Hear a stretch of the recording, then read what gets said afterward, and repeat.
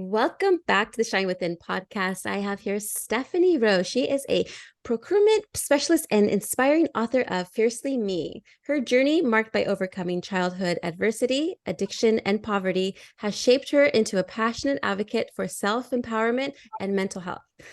Through her memoir, Stephanie candidly shares her struggles and triumphs, showcasing her resilience and determination. With over 20 years in business, saving companies millions and guiding individuals towards success, she's a beacon of hope and strength. Her work not only empowers others in their professional pursuits, but also encourages them to embrace a life of joy and fulfillment beyond personal challenges. How ironic, we were just talking about personal challenges. Oh, 100%. Oh, wow, Steph, it's so nice to have you on my show. We're just talking about what happened to you and then my illness this week and like our challenges that we were going through. It's like, oh, but yet we can still help others. That's why we can help others, because we've gone through stuff. Okay, we've gone through stuff. And so that's why we 100%. shine, is because, we always see, we've been through the darkness and we're seeing light. We still see some darkness, don't get us wrong, but you know what, we are here for you, Steph. Thank you so much again for being on my show today. Oh, thank you so much, Gina, for having me. I've been extremely excited that I get to actually do this with you. So thank you. My pleasure. And just to start off, I love the title Fiercely Me.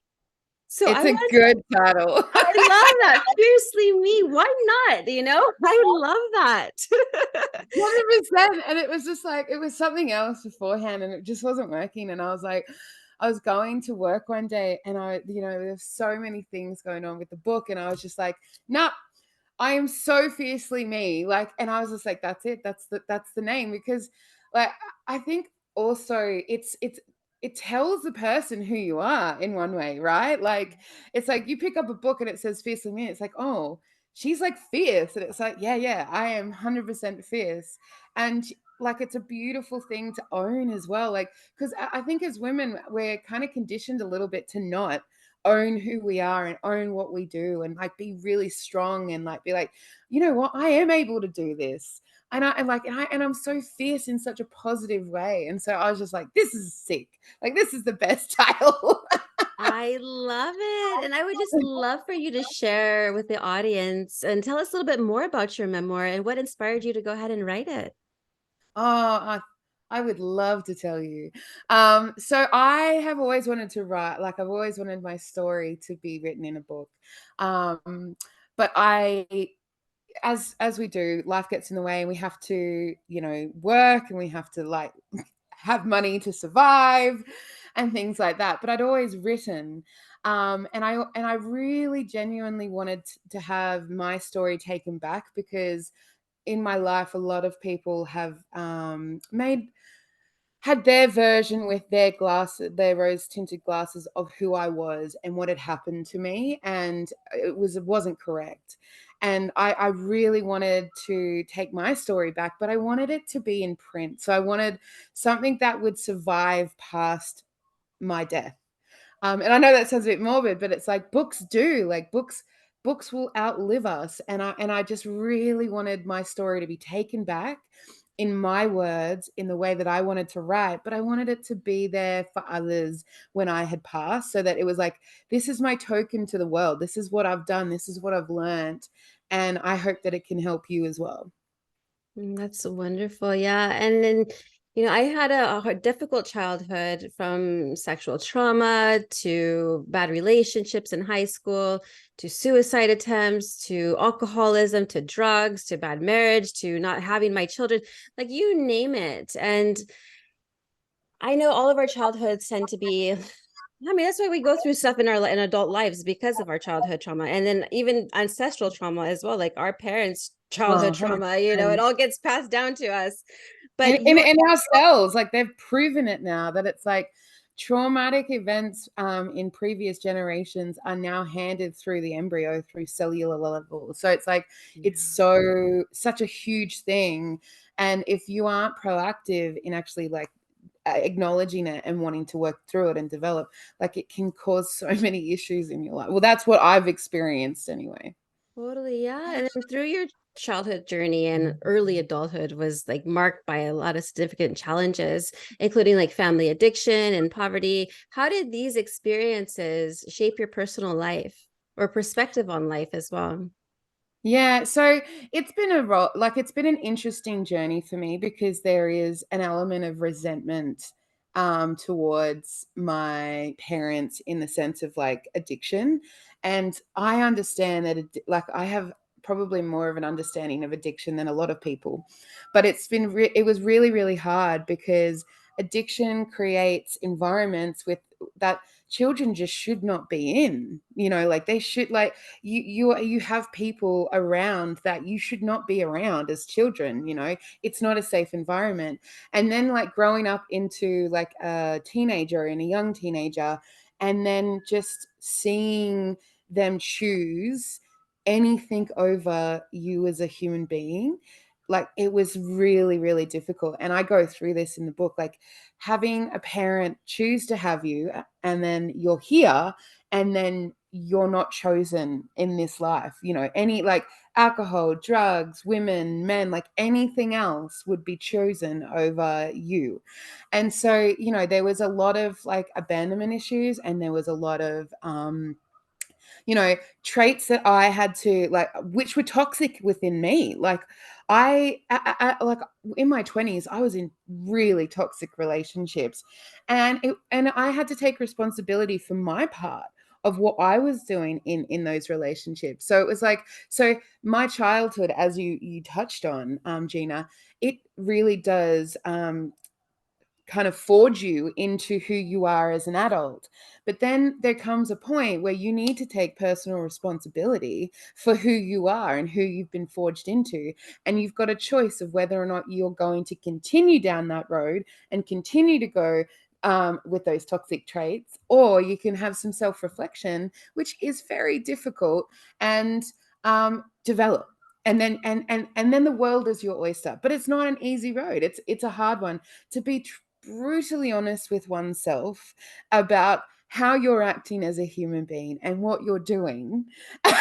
To go, I need to change this, Yeah. like I need, there was a part in like the book that I discuss, and it's so my one of my best friends had to call me out on my behavior. Because he was like, this isn't very good behavior, Stephanie, like you are affecting other human beings. And I was just like, I don't want to do that. But then that meant that I had to then do something about it. And so yeah, so I have gone through all of these things. And the other thing is that yes, I've done a lot of work and a lot of personal development. I've gone and seen a lot of like psychologists and things like that. But I think that personally, we are always developing. Yeah. We're Mhm. always having that self-reflection. Like to say that we've done it's just not possible, because like things will come up again and they'll trigger us again, and we'll be like, but I've already gone through it, like why do I need to go and learn the lesson again? I But know. yeah, 100%. So, but you do, and you do it because you make a commitment to yourself, and your future self as well, because everything that we go through is a commitment to us as a like to the person that we are, and it's not necessarily immediate when we get the results. It's our future self that gets to have to kind of reap the rewards. And the more that I've gone down this road, the more that like I just can't turn back. I love it because I get to help people in ways that I wouldn't have been able to, and I get to connect with them in the most beautiful ways, and and I cherish that. Like I cherish those moments. So yeah, there's been a lot of resentment, like my father's still addicted. He is like 76 or something, and he's still addicted to substance and refuses to give up. And and that's a really hard thing to watch somebody kill themselves, really, like, Mhm. and like he's losing his mental capacities, like all of those things. So it's like a whole life of just abandonment, really. And I had to kind of be there for me, and I had to I had to show up for me because my parents couldn't show up for me. And Right. that's a huge thing to do. But yeah. Yeah, oh my gosh. Yeah, that reminds me like my mom, like she was abused as a child, like physically abused and also emotionally abused. Her mom would call her names. Obviously, I didn't have a relationship with my grandma. Um, and then on my dad's side, my grandma passed away when I was a baby, so I didn't know I didn't have a grandma growing up. I had like my aunts on my dad's side, that kind of like took care of me because my dad passed away when I was a baby as well. And so, Oh, but then I I'm had my aunts, sorry. and they were like grandmother figures, and so I loved them to death. They were beautiful. But my mom had a choice. She said to me, like, listen, I had a choice whether do I want to be just like my mom or do I want to change, And mind you, she still had those. I mean, I got spanked as a child with the belt, whatever. I don't know, maybe it could be my generation as a generational thing as well. But I got reprimanded, but not to the capacity where she got reprimanded, so she had to make that choice. Like, I want to change, and we have Yeah. to go through these things in our adult life and make decisions. And I always say, as a victim of sexual trauma, I had to make a choice. Do I want to stay as a victim or do I want to move on? That's a Oh my choice. God. It is a choice. And it's like, and that question I actually asked myself last year, because I said I was at a point where I couldn't even acknowledge that I was a victim, Mhm. because I did, if I was a victim, then I then had to acknowledge that, um, yeah, that everything had happened. And even though everything had, like, all of the sexual abuse had happened, I didn't feel comfortable going, I'm a victim, until last year. And then I was like, but you are. And then the fact that you're denying yourself that acknowledgement is detrimental, because this has happened and there's no way that we can turn back time and not make it happen. Like, you have to now deal with it. And so even that concept of, who am I? Am I a victim? Am I not a victim? Am I a survivor? Like, that's Mhm. another one. Like, I was just like, because I've like we have survived, and that's the literal meaning of it. Like, we have survived abuse, and so we are survivors. But for me to actually, like, acknowledge that within myself was a really hard conversation. And Mhm. I was like, and it was what I avoided for a long time. But then I was like, I had to be honest. I just had to be honest with myself, and I had to be like, yeah, I am a sexual survivor, like, I am a sexual abuse survivor, and I am a victim of it because I didn't choose this. Like, this Mhm. was forced upon me. And so, yeah, even that concept has been a big one. And, like, because people have wanted me to go stand up and speak, like, different rallies and things like that, but I couldn't, because I wasn't there. Does that make sense? Like, I wasn't in Oh a yeah. space where I could stand up in front of people and be like, I am, like, a sexual abuse victim, and I've survived this. Like, to say that publicly was just not somewhere I was at. But now it's a different story. Now I'm like, and that's also why, the book is so powerful, because it's like, you, as a reader, you go on this kind of journey with me. Does that make sense? Like, Mhm. because I've written it as the journey is happening. So it's like, you get to kind of experience that journey as it is. But yeah, I think it's appropriately titled, and there's a lot of subjects in there. Like, there's, like, I don't go off topic. Like, I don't, and that's the thing. Like, it is really a book of life. It's like, this has happened, but you can also enjoy life as well, and you can move through it, and you can you can have all of these really horrible things happen, but you can also survive them and flourish. But it's not going to be, yeah, it's not a book to pick up and be like, oh, this is um what's the best way to say this? It goes directly to the problems. Like, it doesn't, we don't go around them, and we're not sugarcoating anything. It's like, this is what happens, guys. And the thing is that through this, I have realized that so many other people have this story. Mhm. It's just not me. And so this book is in the end, it's not even my story, it's our story as a human race, like, because we all have different experiences which people can actually relate to in the book. And the more that people have read it, the more that I'm just like, this isn't my story, this is our story as a collective. And that's why I want this story to just be on this paper, because I don't want this to continue. I don't want more children to go through this, like, I don't want sexual abuse to exist anymore. I don't want physical, emotional, like, I don't want we should be in a place living on a globe where no child or female or male or transgender person has to experience abuse. We should be able to just exist in a really healthy society without it.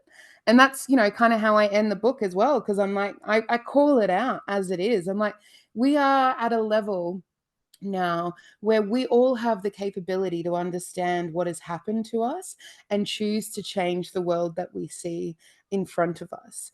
And we get to choose how we engage with the world. And so, yeah, I'm an adamant defender of this not happening anymore, because no one should have to go through it. So, yeah. Right, that's beautiful. Thanks for sharing that. And then your book also discusses the power of storytelling, which we're talking about, storytelling and self-narrative. Yeah. Yeah. Now, how did this process of writing and reflecting on your life experiences aid in your own healing process?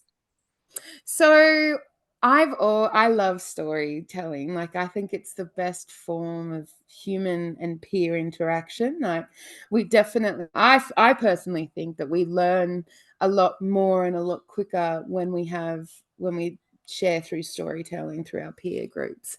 And so it's something that I've just always held so dearly to my heart. I obviously am I like to talk and I love to connect, and it's just who I am as a human being. And so I wanted to transfer that into text, and I wanted to be able to go, because, like, in Australia, we have the First Nations people, so the Aboriginals, and their whole way of handing down history was through storytelling. So and I just loved that. Like, I love the fact that, the way that they shared their history and their different things that they would do tribally was through storytelling and through peer sharing. And, like, I'm not First Nations, but it was something that really resonated with me, and the power of storytelling.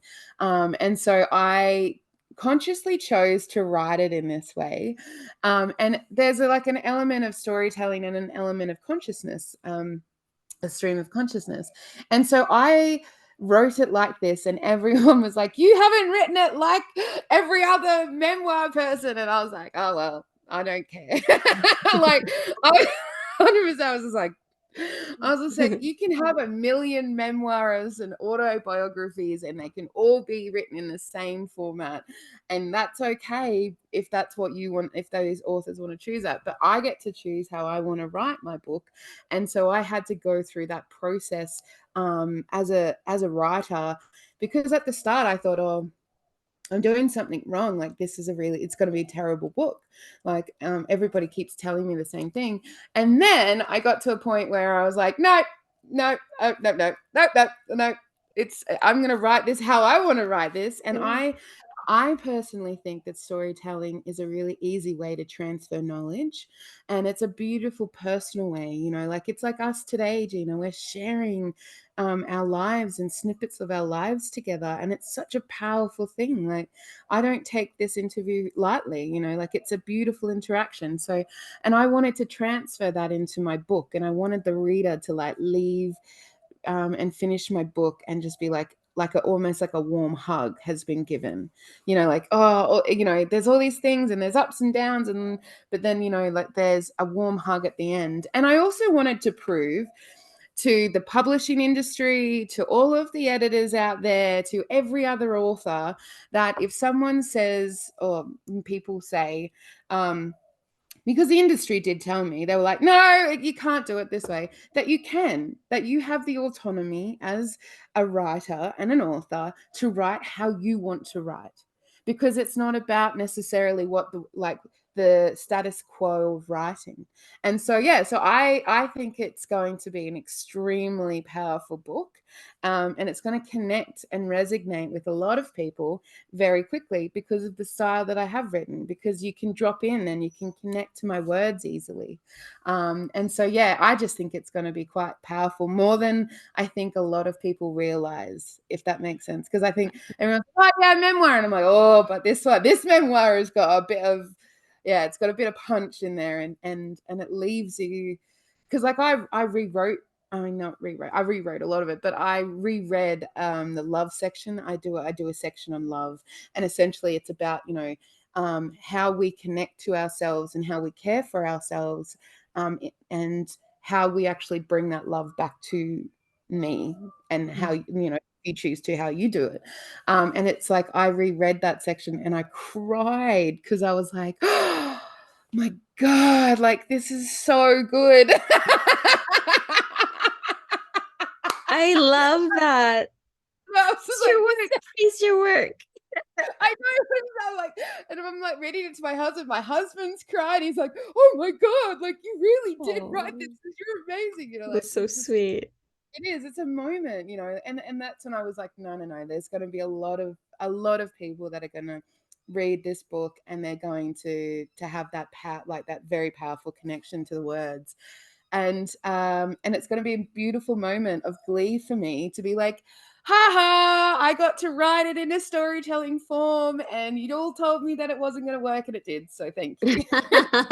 Yes, I mean, like this is my biggest thing. Like, why so many rules? Who created the rules? We I have our know. own individual minds because we're not like you. We don't have to write like you. I We have to know. write like our soul is the one who's writing the story. They're the one who's going through this experience in this human body of ours. I call it avatar sometimes. But we're going 100%. Yes, and we're the ones experiencing everything. Why the rules? I always tell my husband, why the rules? Yeah, exactly right. And like for me, the way that I see rules is like they're just something that I can choose to abide by, or I can choose to not. You know what I mean? Like it's Right. like, and it takes a little bit of because my husband was very, very rule abiding. Like he was like, no, no, no, they have that rule, so we have to do it. And I was just like, why? Like give me a valid reason. And so his conditioning has been like unconditioned now, to the point where he's like, well, there is a rule, but Right. Yes, this is my message to the world. Oh my goodness, I love. Yeah, so be and I understand my mom when she was telling me as a baby, I hated to be in the car seat. I was had the biggest tantrum getting out of it, boogers everywhere, just because I like to not to be restricted. I don't like yeah, rules. I mean, for my safety, I get it. I was a baby. I can't really think for myself. That's where my mom's comes in and takes care of me. But I just that restriction in it, that's just who I am. I don't like that. So I'm so happy you're writing a book the way you wanted to write it. And I love 100%. because Yeah. yeah, and I love it because you actually wrote your book where any of the readers can go in it and then pick a story that they want, maybe perhaps resonate for in that day, and then go ahead and read it. Like one of my other she's my business coach, and she gets in her inner circle of ladies, they're entrepreneur women. They actually all share their own stories. So sometimes, and I have like maybe 4 or 5 of her books. So I'll go in and like say, oh, what story do I want to read now? And so I Yeah, love that yeah. style. It's really cool. I love that. It is, and it's like, and it's also like as you know, no doubt know, like we can get very busy, Hmm. um, Yeah. and so having to get like, and there are people that can read like a book cover to cover, but like I'm very busy human, and so don't necessarily have the time to like go into all the parts. And if I have to do that, then I have to go back and read the chapters before, so I know that where we're up to. And I know, so I wrote it consciously around that as well, to be like, I just want someone to drop in. Like if you just open the book and you can just drop in, you don't need to know what had happened in like the previous chapter. So because like it's for me it was a struggle, like Yeah. right. And so yeah, I totally agree with that. But the restriction thing is interesting, because I realize that not everybody is like us. Like there are some people that really love rules, and and that's totally okay. Like that they can love rules. But I realize that it's really that how we connect to the outside world and how we perceive it. And some people can't let go of the rules. Does that Mhm. mean like that's their safety net is the rules, where mine is like I just live and exist in the world. Mm. And what if a rule comes through and it's not really up to my liking, then I just let it go and I keep going. And I think you can kind of see that in the book as well. Yeah. But I do think that like, and everyone's kind of made up differently as well. Like some people, they do need those rules, and they do need the kind of this is where I need to be in this part. And so, but I'm not like that, and that doesn't seem like you are either. Yes, no, I know. We're the same. We're the same. Yeah. So, you advocate for speaking up about lived experiences. What advice do you have for others who may be hesitant to actually share their own story? Mm. So this is a really good question. So I have had so much like heartache when it comes to sharing my story, because what I didn't realize, I just in my mind logically I thought, you know what, this is horrific. This like I've just had blocked memories reconnect to my brain, and this is really horrific. Like this isn't a very nice experience, and I had just assumed that like because it was so horrible that everyone would um, be kind and loving and supportive.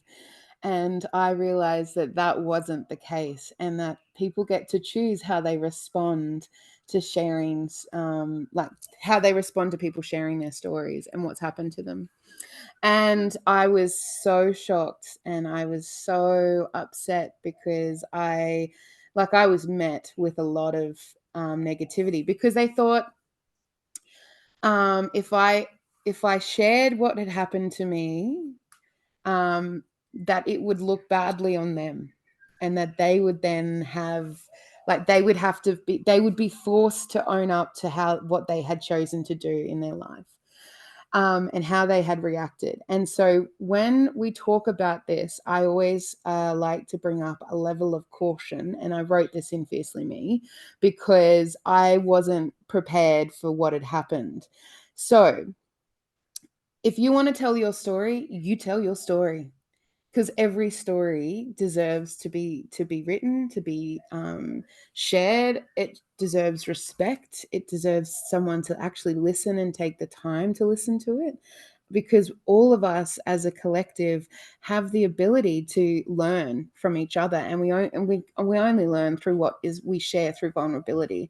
And vulnerability is a huge thing, and not everybody can be vulnerable, but it is a beautiful thing because that's where we truly develop. So my warning is share if you feel comfortable to share, but sometimes, not all the time, but sometimes it's not met with what we think it's going to be met with, and it can't, and sometimes it's not the nicest of experiences. And so for me personally, it wasn't a very good nice experience, and like my families to this day still don't support the fact that I've written this book, because they don't want to know, they don't want that mirror. And that book, there's and that's the thing, I don't say anyone's name, and I don't, like I talk about my mum and my dad, but like I don't call anybody out. But I do call out the behavior in the book, because I think and that's the other thing, I think everyone can they can relate to some of these behaviors that I've experienced, because it's a where we live in a common society where you'll read the book, Gina, and you'll be like, oh God, I have like an auntie or a grandma, or like there'll be someone in your life that will Yeah. do what I've experienced, right? But that person won't exactly like the fact that their behavior has been called out, and they're not very nice, and they're very vocal about it. And so share it, please share it, but also there's a warning of cautiousness, because it's not very nice when you realize the honest truth about how people will react to it. And I had to kind of go through that process of like healing and acceptance that, like, just because I'm doing this and I'm saying my story, I'm taking my truth back and I'm writing it in a book, which is fabulous. That doesn't mean that everyone else is going to see it as fabulous. And sometimes they're not going to be very nice about it, and they're going to be vocal about it. And you then have to accept that that's their response, not yours. It has nothing to do with me. It's them. And it's their response and it's their behavior that they then have to take responsibility for. But it's, it can hurt sometimes. So I had to just accept that that's, how certain people in my life decided to deal with me releasing my book. And I had to then, I had to kind of get to a point where I would like accept it. And then I had to go through the sadness of it. And then I had to come out the other side and like still be able to have a relationship with them, because I don't want to cut anybody out of my life. And I have done to get my boundaries clearly there. So that's like that. I'm not saying that I haven't, but I have. But at the moment, I would like to have healthy relationships with people in my life and understand that they're not going to be able to develop. And that's not on me, that's on them. So their reaction to certain situations isn't my responsibility, and I don't need to take it on. So yes, go for it, but also be cautious of it as well. And I think, having a level of acceptance and understanding is always good within these processes, because they're big, they're huge processes, and They they're complex. are.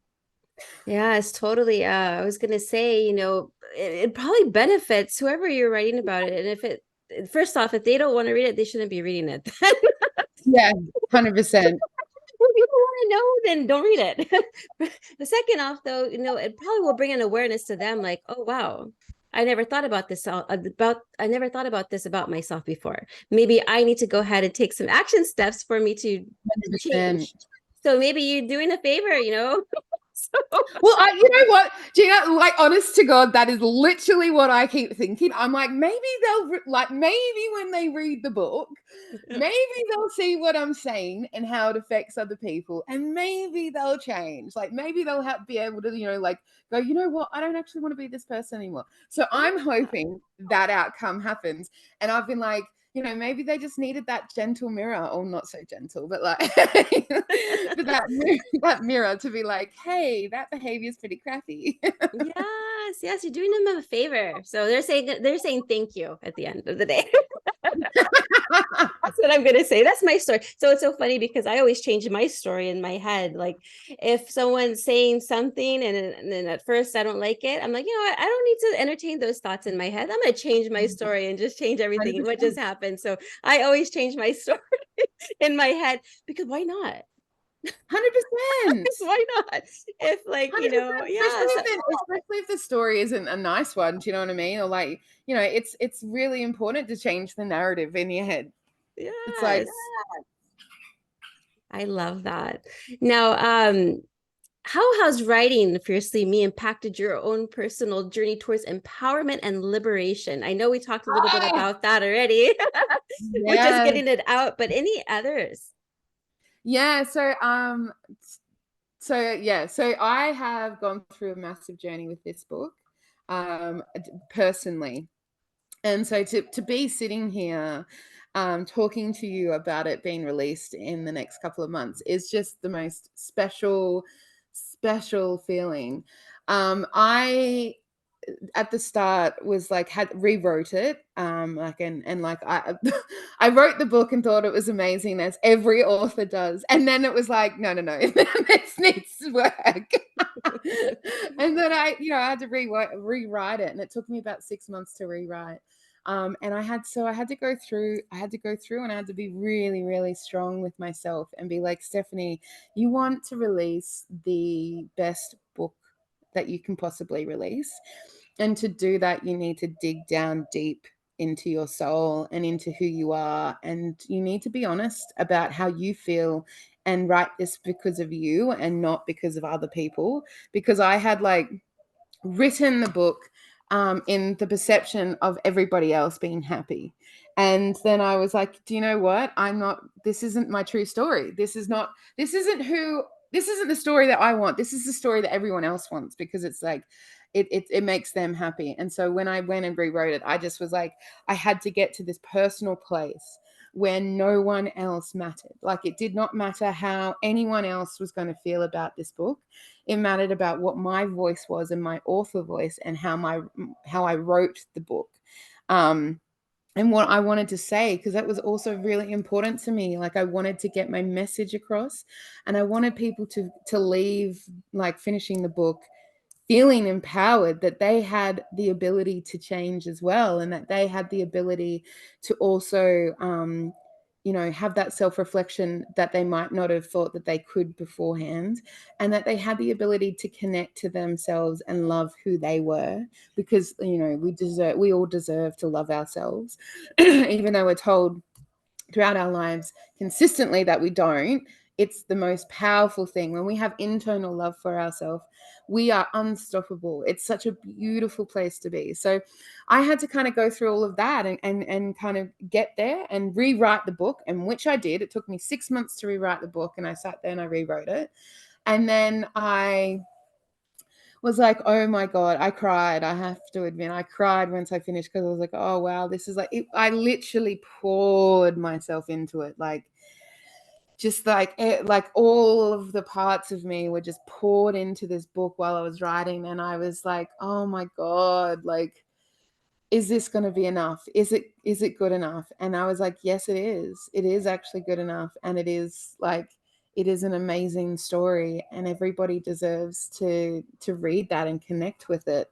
And so to go through all of these stages of like self-doubt, and thinking that you're not good enough, thinking that the story wasn't good enough, to be in a place where I'm like adamantly proud of it. Like, I'm so proud of my book. Like, I've read it and I'm like, wow, this is such a great book. Like, it's really good. And there's so many different stories in there, and there's so many different parts of my life, and there's so many different experiences, and like learnings as well. It's just like, I'm sharing my learnings of how we can all get to this collaborative place of like a healing and contributing to society, where there's immense collaboration, in the sense of coming together on different subjects, but also within business, because like I've been in business for a long time, and like we can all be successful when we come together and we work together. And this society, I have realized, is one where it's so segregated, and we're all like these little individuals. But when we remove that and we come and we work together, there's such special things that happen, and that come out of that. And so we talk about empowerment, but that's where I get my empowerment from, is like that really huge realization that I am not alone. That this book is just not for me. It's for the collaborative. It's for everybody, and for everyone to come on that journey, and to kind of go, you know what, I do deserve to love myself, and I do deserve to get more money in my job, and I do deserve to have a nice house, and I do deserve nice things, and I deserve to be able to pay my utilities. Like, everybody deserves this. Like, it's just not for one person, or like a small minority. It's we all deserve to have all of these things. So my empowerment has just kind of, it has come from like a place of like, I'm not good enough and I can't do this and I'm really bad writer, to going through the whole journey over the last 12 months and going, no, no, no, I can write, and this is incredible, and my story does deserve to be out there. And I'm now I'm an advocator for others, but also for myself, within lots of different areas. And there's a liberation to be able to stand freely. And that's the other thing, because I know that there are other countries where women do not get to stand up and say their piece. They do not have the right to. And there's other countries where nobody can have their say, and no one can have an opinion.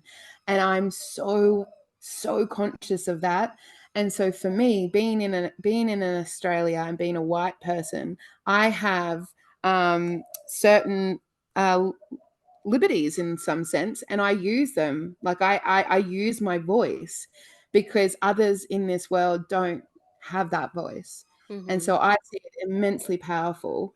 And so like there's an element of liberation just to understand the impact we can have by speaking up and by using my voice.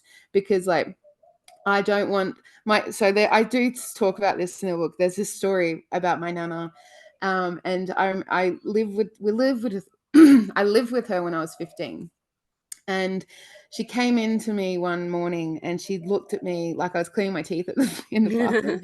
Walks in and she looks at me and she's like staring at me and she's like, Stephanie, and I was like, yes, Nan, and she's like, I need you to not, I need you to always live. I need you to never, ever live with regrets. She goes, if you want to do something, you need to do it. She's like, I don't want you to get to your deathbed and to live with all these regrets. She goes, just go and live. Just do it. It doesn't matter how crazy it is, just do it. And so I've always lived my life like that.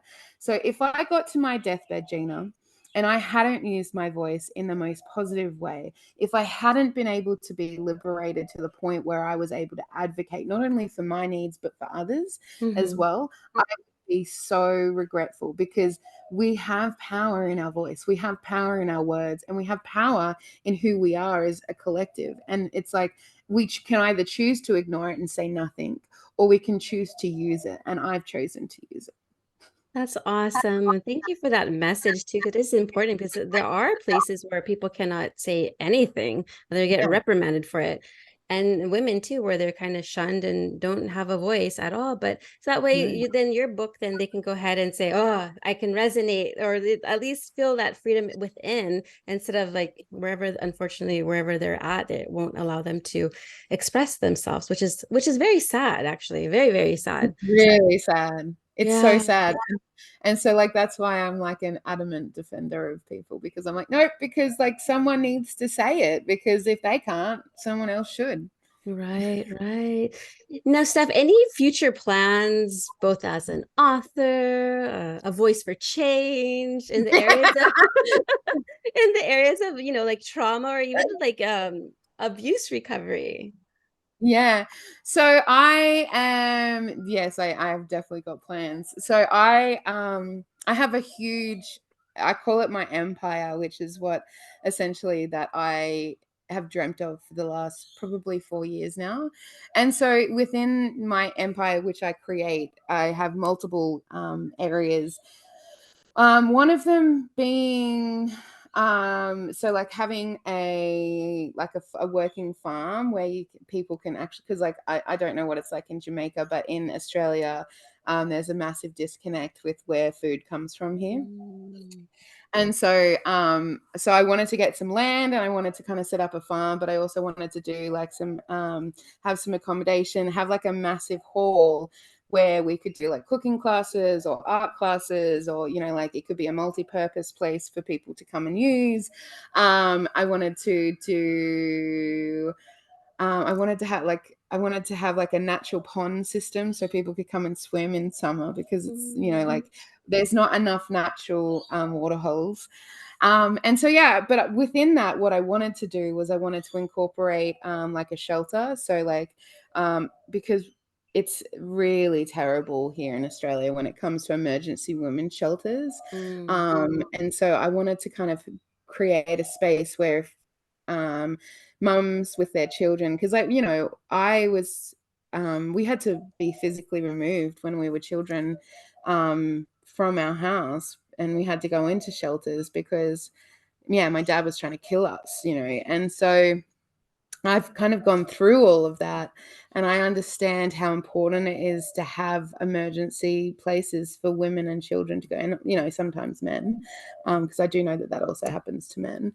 And I also want to give opportunities to people that might not have the skills to that they need to get jobs, because there's a lot of places are like, oh well, you need to have experience, and then people are like, well, how do I get experience if I don't if I'm not in it, in the job already. And so I wanted to do like a whole program where it enabled people to come in, learn new skills, but then contribute and then go further, because like I want everyone to go further and to go after their dreams and things like that. So it's kind of like I see my empire as this like kind of springboard of like empowering others to kind of go forward if they they might not have access to these things. And I come from immense poverty. Like my family is still very, very impoverished. And I was just like, I had a drive inside of me to get out of there, and I didn't want that life. And so I've done very well for myself professionally. But I know that not everybody is like me. Yeah. And so not everyone is going to be able to fight their way out of poverty. And so giving people access to a job, to education, and to like learning that they might not have had previously is a massive thing for me. And I also talk about this as well. Like I want to get massive unit blocks and buy them and then turn them into affordable housing for people, because again, I've been like homeless 3 times in my life, 3 or 4 times in my life. Like I've literally been homeless and slept on the street. So it's just like I know what it's like to not have somewhere to live. And I want to if I have the opportunity to in this life, I want to help other people.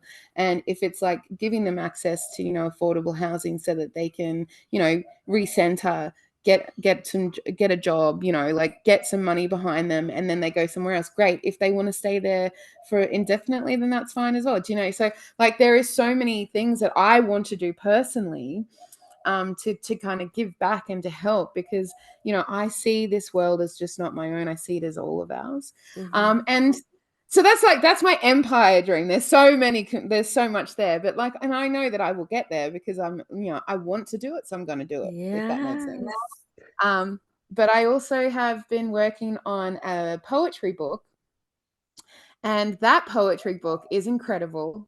It's international, so it's called Words in Our Worlds. So it is got people from all over the globe that are contributing their poems. And I was very much wanting people to write in their native tongue if they were Mm. from another country. So we have, I think, about 4 different languages that will be published in the book, and some of them will be translated to English, which is really very cool. And so at the moment, I think we're at like 25. We've got someone from Israel. I think they're from Palestine, because my friend just said that their brother was just released, which was, a really big thing. So they're going to be writing in their native tongue. I've got an Irish person writing in their Irish native tongue. We've got a Spanish, and we've got Portuguese, and I think there's another language in there somewhere. But yeah, it's like it's a collective of people from all over the world, and the poems are phenomenal. Like I was just like, I did a call out unexpected. Like I was just like, oh, well, you never know what you're gonna get. And then I was getting all these amazing poets, like just submitting some really, really good poetry. So that's my next project, which I'm releasing next year, because I also write poetry. So that's my Wow. short-term goal. Those are beautiful goals, Steph. Wow, amazing. Now, if someone wants to follow your journey and these goals and just like, you know what, I want to get involved, I want to help out, where can people find you and follow you? Yeah, so I am on all the socials. So Instagram is Mrs. Rowe author underscore, so Mrs. underscore Rowe underscore author. Facebook, I'm Mrs. Rowe. And no, yeah, Mrs. Rowe author. And then TikTok, I'm Stephanie Rowe. And then I have my website, which I'm very excited about. Go and check it out. Awesome. Which is mrsrowe.org. So mrsrowe.org. And that is where my book is on pre-sale. So I've got ebook and I've got hard copy book. So you can go buy it through my website, mrsrowe.org. And it's I think that's all. Oh no, I'm also on Twitter, which is I think Mrs. Rowe Author as well. So pretty easy, Mrs. Rowe Author. It's not hard to remember, Mrs. Rowater. That's awesome.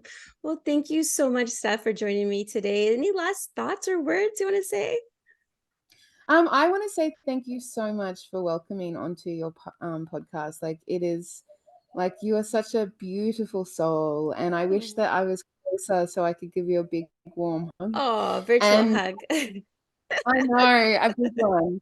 And I just want to say hello to all of your listeners and to say thank you so much for following Gina because she's a very special woman. Oh, wow. And Thank you. I'm all blushing here. and I hope you guys have a wonderful day. And if you have any questions, and please reach out because I am a very personable person, and I look forward to seeing you hopefully in the future. Awesome. Thank you for those kind words, Steph. You're amazing. And just keep on being you. Like that's all. Just be you. You'll have the whole world be shining. Thank you so much, Of Gina. course.